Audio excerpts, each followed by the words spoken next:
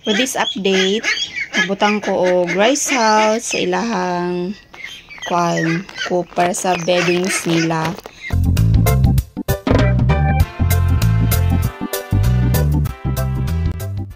Kay amo ni silang gibalhin dinhi, daghan kaayo og uwak guys sa palibot. Munang we have to secure our ducklings from predators. So among gi-transfer ang among mga manok guys sa dako nga turil sa katong kauban na sa mga ducklings. Napamay usa ka pen na available kay na-hatch naman pod ang naglumlum nga turkey. Butangan ako og rice hull guys, haba kayo ang peken. Gigutom na ang peken.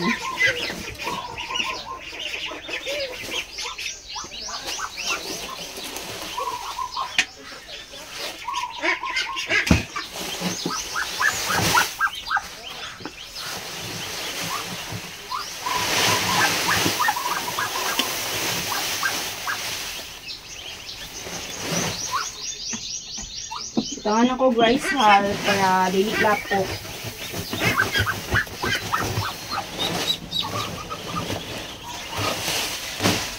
Dili malapok ang semento. Kuan ra siya. Maugara ang ilahang cook.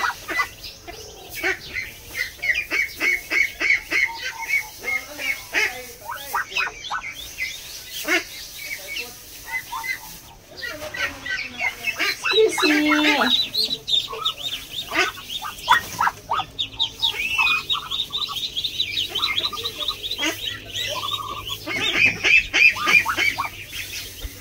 Excuse me.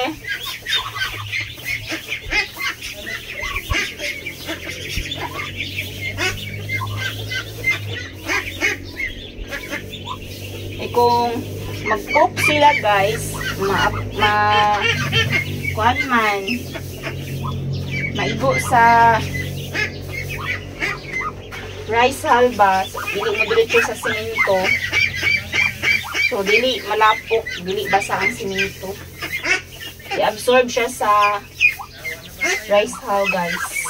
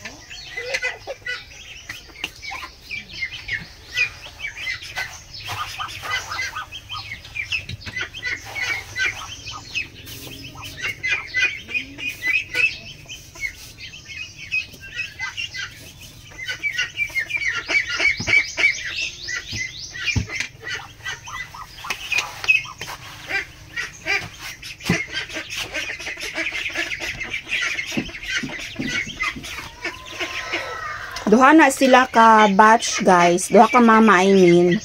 Tapos ang una is 17 ka ducklings and then ang usa is 8 ducklings.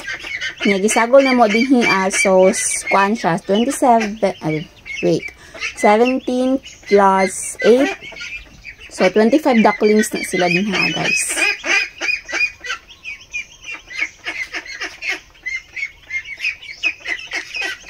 Nya napakoy ibutang din ang kuan 16 ka ducklings, so 25 plus 16 equals 41 ducklings ni siya sa maabot guys kay karon nga time As of this moment na ay na-hatch na pod nga another 16 ka ducklings.